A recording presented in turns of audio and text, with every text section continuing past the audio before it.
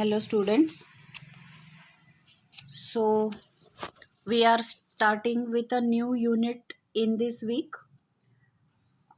If you have your textbooks, please open them to page number, just a second. Yeah, if you have a textbook, please open your books to page number 101. We are going to start with unit 12, Two Gentlemen of Verona. So let us start reading the lesson.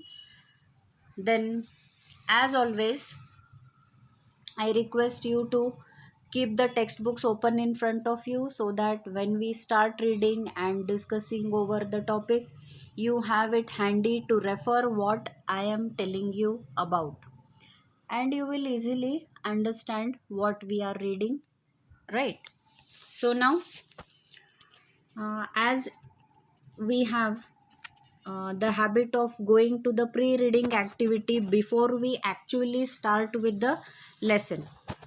So then there is one question in your pre-reading activity. What is that? What words or phrases come to your mind when you think of the qualities of a gentleman? Discuss. Now, students said this is a very easy question, but at the same time, a bit, you can say, not difficult, but has a wider scope to be considered. So, let us try to discuss some points. As soon as you hear the word gentleman, now, this is a very common word. You have heard it many times. You have used it in your day to day language many a times. So, then the question to us is, what do you mean by a gentleman? Rather, let us put it in other way. Whom do you call a gentleman? Now, let me put it in some other way for you to make it more easier for you to understand. When you call a certain person that he is a gentleman, then what makes you call him a gentleman? What specific qualities does that person possess so that you call him a gentleman? Now, students, had this been our classroom teaching, then I would expect the answers from you only. But since we are dealing with one way audio and video from my side, and you are just listening, so it is active on my side and passive listeners from your side, so it's okay. Let us try to analyze some points. I hope you will also agree with what I have found out for you, maybe. And if you can add a little more number of qualities that you feel apart from these which we have mentioned here, you can make a list of such things, write down in your notebooks, and always you are welcome to share with me also. Then, what was the question? When you call someone a gentleman, what qualities do you exactly expect that person to possess? Or what qualities, if that person possesses, then you call him a gentleman?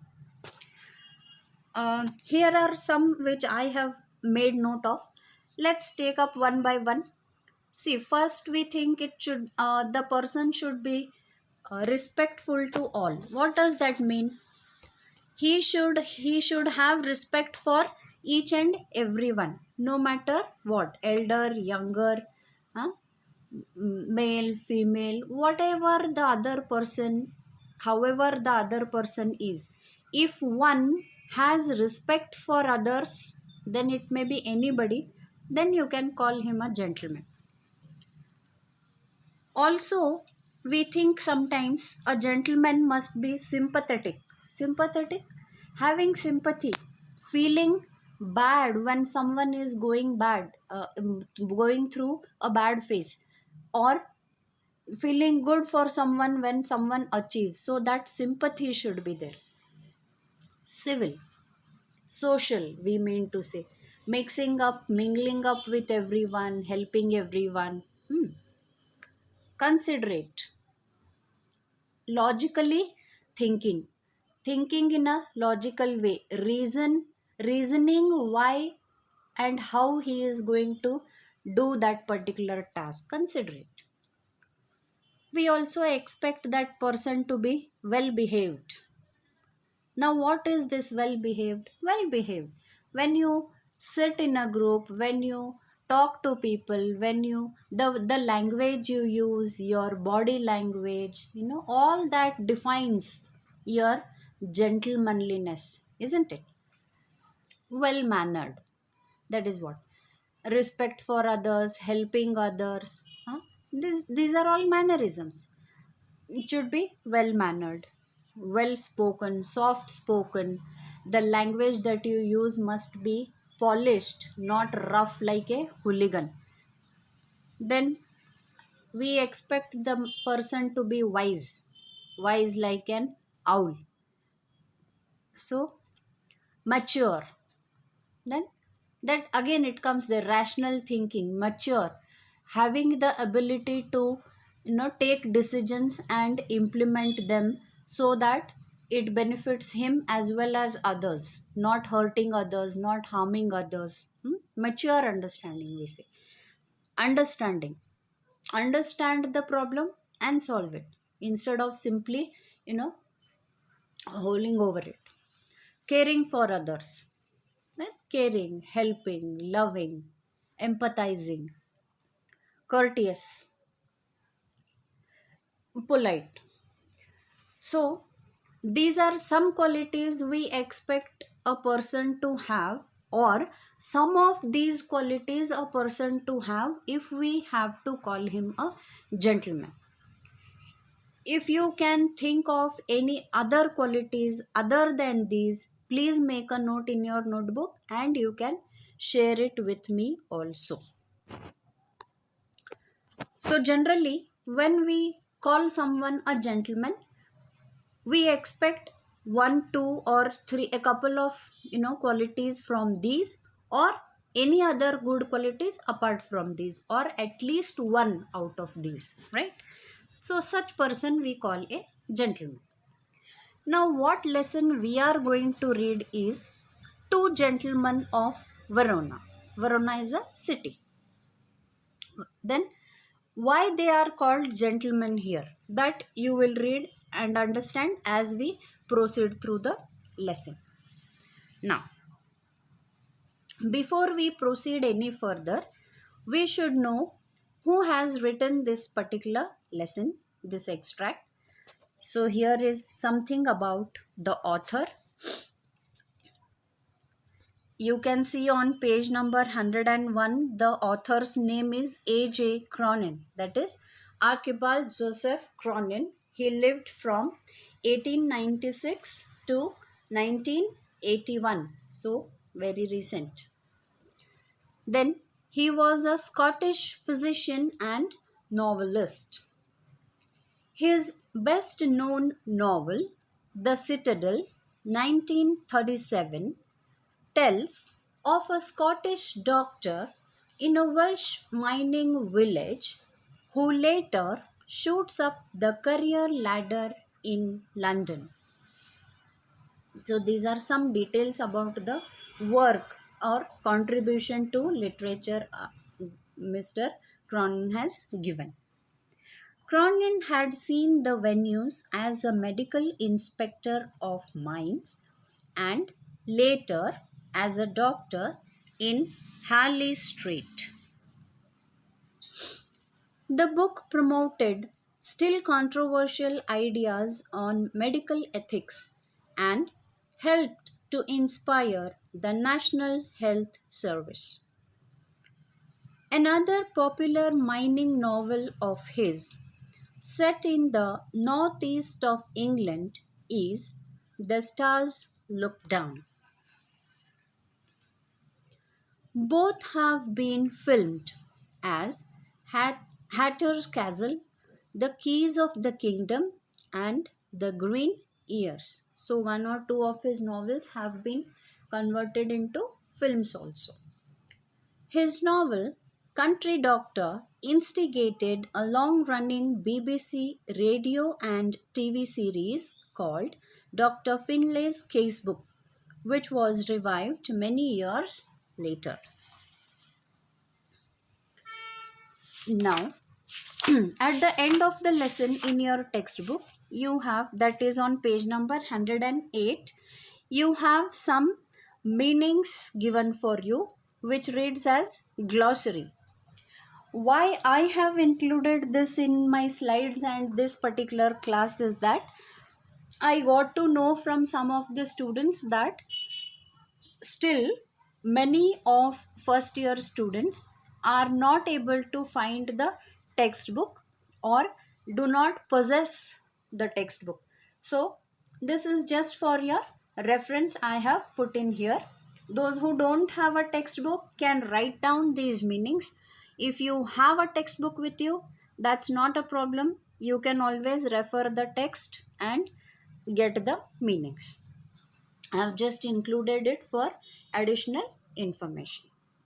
Now, glossary means meanings of words which are difficult or which have appeared for the first time, and we are going to learn them in a simple way. Then, first one, Verona.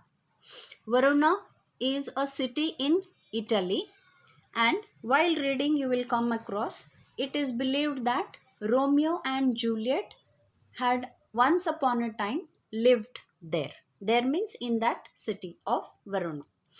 I hope you have heard the names of Romeo and Juliet. They are not new to us. We all have heard about them, read about them, and in fact, if the syllabus doesn't change, then when you go to 12th standard, the very first lesson you are going to read is a poem about Romeo and Juliet.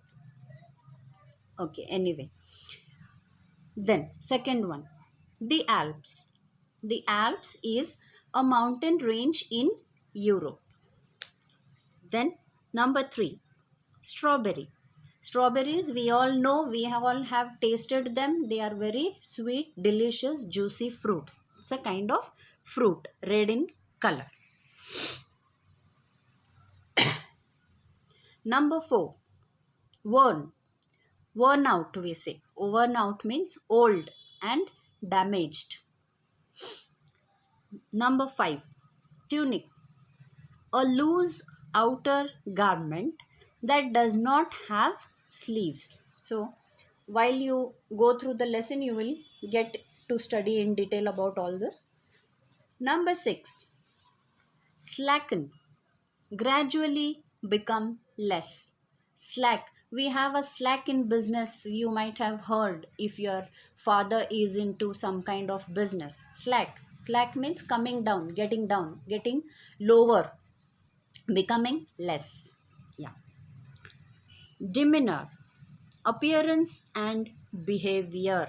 The way someone behaves, the way someone looks, appears. It's called a demeanor. Then artless. Artless means innocent. One who does not think of deceiving others. Deceiving means doing some kind of fraud, or you can say in simple word, cheating. Opera, a musical drama. Ravioli, an Italian dish called pasta filled with meat or cheese. Then vestibule, small enclosed area on the front of a house. Then cubicle, a very small enclosed area. Then put out, offended, annoyed, upset. Annoying means making someone angry. And then the last one, hawk. Hawk means to try to sell things by going from place to place, asking people to buy them. Sometimes you might have seen people going door to door selling things. They are called hawkers. They carry a, you know, a square or a rectangle type of thing, which runs on the wheels, and then they push it with their hands. Sometimes vegetable people get it, sometimes fruits, vegetables, fruits, those people. Then your plastic and all these items are sold like that.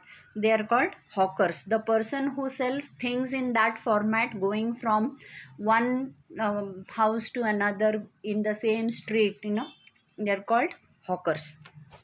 So these are some meanings. As I told you, if you have the textbook, no problem. If you don't have a textbook, please write this down in your notebook, so that when you start reading the lesson, it is going to help you indeed. So now, for this week, this is all you are going to have. In the next week, I will start reading actually the lesson that is on page number 101, and let us try read and understand what is the story of the two gentlemen of Varuna. Till then, if you have a textbook, please read the lesson, so that when I am explaining it in the next upcoming classes, it will be easy for you to understand. Okay, till then, take care of yourself. Bye.